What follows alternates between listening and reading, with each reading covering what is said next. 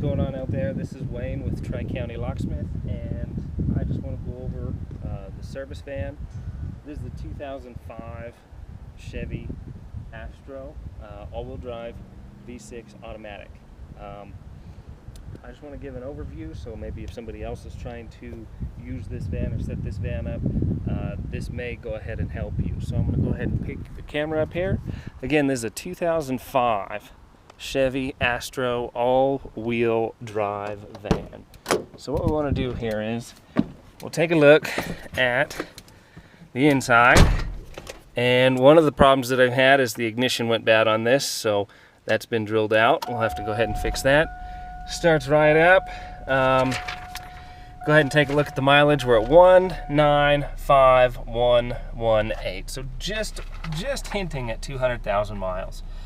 Let's see, average resale value $5,771. Let's see, MPG gas mileage, looking at 14 to 21. Body style minivan. Let's see, performance handling exterior, 4.3 liter V6. Let's see here, unleaded fuel, compression, EPA, about 190 horsepower, 4,400 RPM, 250 foot-pound of torque, 2,800 RPM.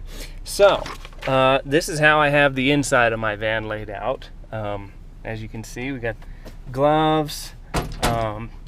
I don't really have too much faith in this back cage here, but it is there. I set this plate in here, and then that way these just fit right on here. So these are my most common bags. This bag goes with me as soon as I get out of the car on every single trip. So that just clips right on.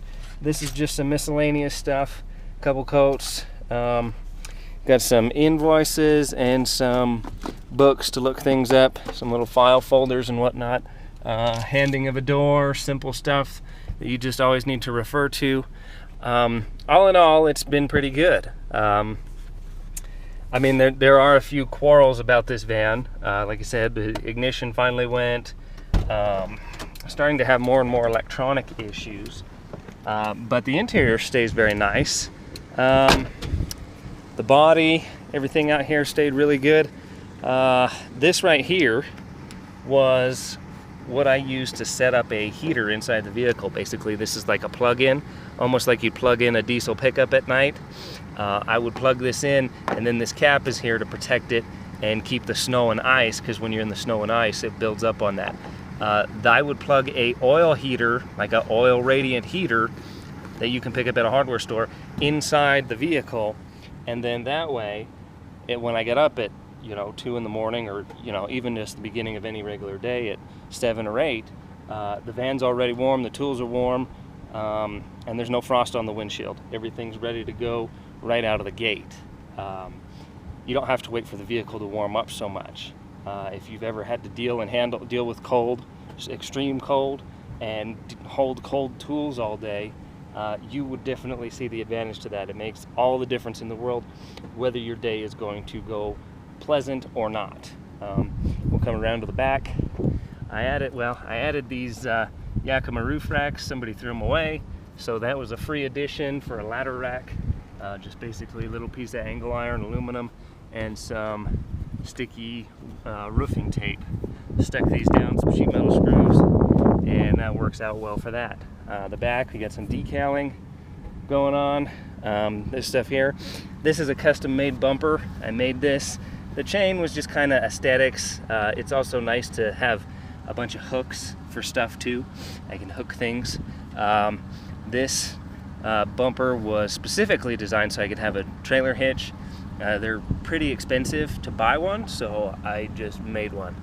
And let's see, as we come around here, we'll kind of open this. That was one more thing that did break. The handle broke in the middle of the winter time, so that was my quick fix for that. This is the inside here. Move some stuff around. There's my car pouch, inflator pouches and stuff. Toolbox has all my tools and stuff in it. Go through that real quick. Lots of tools, ratchets, star sockets, Allen sockets, wrenches, pipe wrench, tap and dies, bars and screwdrivers, giant channel locks. If you don't have a set of these big giant channel locks, do yourself a favor and get some. I use those so often. And then this is drill bits and safe repair kit. Safe drill bits, regular drill bits, all my drill bits, and safe repair kit right there. So I'll go ahead and shut that. Craftsman toolbox is held up pretty well. No complaints there. It's just bolted down right here, as you can see, with some sheet metal screws and angle iron aluminum. This over here is my bolt bin. So I got all my bolts all organized. Machine thread, fine thread, coarse thread, everything's labeled, ready to go. I got my little mini magna cart so I can cart stuff around. Gain entry to vehicle tools. Locks, got lots of locks, a whole box full of locks right here. All this is all inventory. HPC Blitz key machine right there. Go ahead and put this back on here so you do not have to worry about that spilling. That's my workbench. Pretty easy, just sits right up like so. Adrian steel. We'll go through that stuff here shortly. This is my emergency kit here. I got all my straps, jumper cables, towing stuff, all the stuff you would kind of need in an emergency. Go ahead and come around here and take a look at this side. Nothing special over here. Door just slides right open. This door did not break, so that's a good thing. Coming in on this side, nothing special right here. Everything's fine. One of the big things I want to go over is if you look at this tire wear, I've always had front end issues with this van. Always. Even before the bumper was put on, which added some weight, it's always had major issues with the front end. It can never be properly aligned, it seems like. The independent suspension system is kind of one of the big flaws on this, and one of the reasons I would not buy another Chevy or GMC van, because let's just talk about that for a minute. Basically every 6 months I have to put parts into the front end. Pinion, whatever, tie rod ends, alignment, something always has to be done, and it has for, since, at least since 100,000 miles, something always seems to go wrong in there. Probably altogether there's been 3 complete front ends put in that. That's not including the drivetrain. Never had any problems with the all-wheel drive or the axles, but the steering and turning of the vehicle is what really has the most issues. So keep that in mind with your GM vehicles. You're going to have those issues. One of the biggest things that I found was a key player in that is weight. Wherever the weight is distributed, they can align your vehicle, and if you move the weight around, simply even getting into the vehicle can actually change your alignment. I watched it as they were doing the alignment. So 200 pounds can throw off your alignment. That's not a very good setup in my opinion, but we'll go ahead and continue the overview of the van. Adrian steel, everything. You can see these shelves are loaded. This is all locks and hardware in here. Very tough Adrian steel shelving, so very happy with that. Got some scar plates, cover plates, Adams Wright stuff there. 2 power inverters, 1500 watts to run the key machine and the lights. And let's see if that will work. Get some light in here at least. Okay, yep, got my LED bulbs for light. So this runs the key machine and the lights, and then if that ever goes bad, my 800 watt inverter will run the key machine by itself, along with just about anything else. This will run grinders, this will run just about anything right there. So that's extremely happy with that. Adrian steel again here. Like I said, I'm not the biggest fan of this particular gate, but it is what it is. This thick angle channel right here is what I'm going to be beefing up my other van with, so it's going to be a whole lot more heavy duty than that. We'll just kind of keep going through stuff here. Key duplication machine sits right here. whenever I need it, plug it in. This is dual. I can run it 12 volt, or I can run it 110 AC. That is good because sometimes you don't always have AC power, but it runs much stronger off the AC power. Got some ASA deadbolt, ASA high security stuff, ASA high security stuff, higher end deadbolts here. These are all deadbolts, silver, antique brass, and brass. Quick set knobs.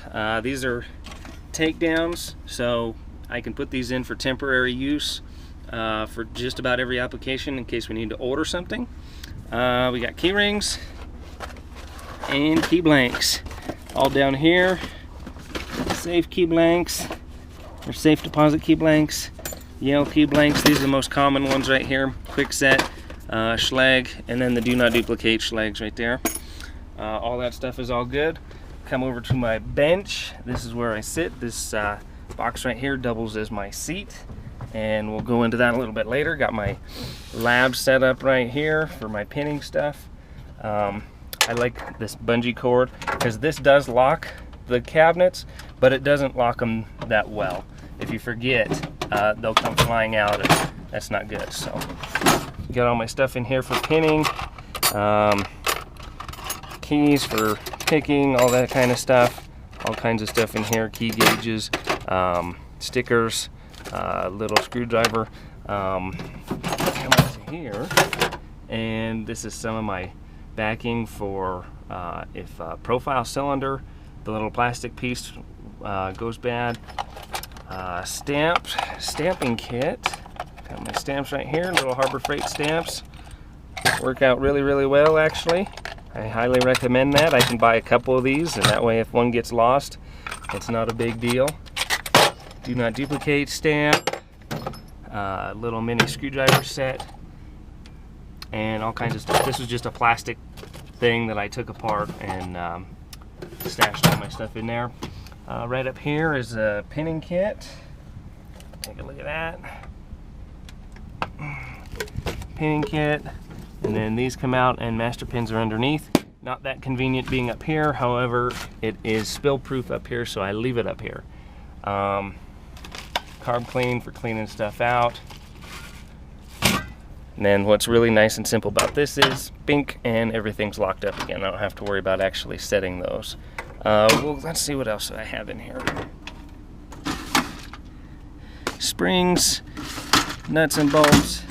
This is all the HPC accessories, and clips, and all the little tiny stuff that you lose, square stock, security pins in case you want to pin something up a little more secure. That all works. Put my knife away.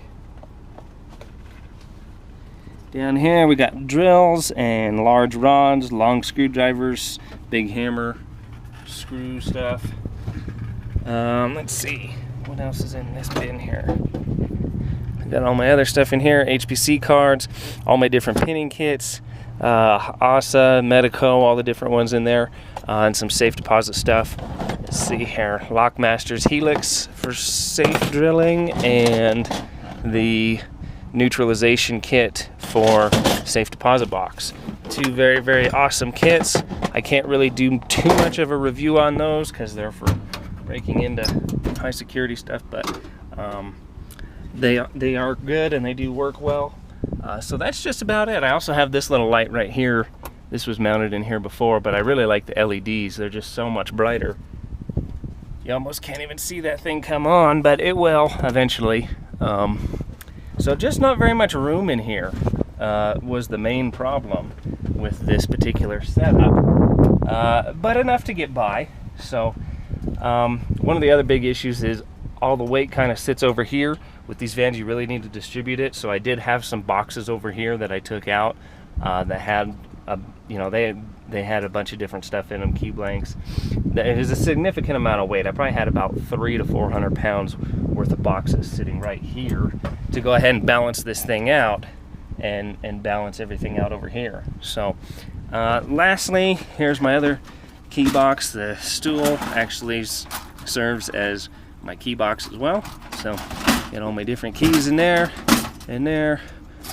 ASA stuff, all that good stuff, all in there, and that's pretty much it. this is a convenient way to set up your work van. I found it useful and easy. The hard part is getting in and out in such a small, I mean, I'm 6'1", and for me to be tucked in here, it looks a little silly sometimes. But it did the job. I could definitely sit down and not bump my head on here, just like so.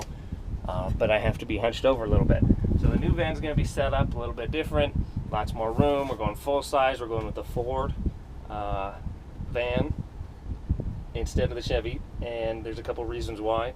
I'll make another video on that. So if you want to see how I set up my new van, make sure you stay tuned and check it out. I'm going to be doing that, and I'm doing it as we speak. This is the last time this is going to be all put together. Everything in here is going into the new van today. So we'll go check that out when it happens. So thanks for watching.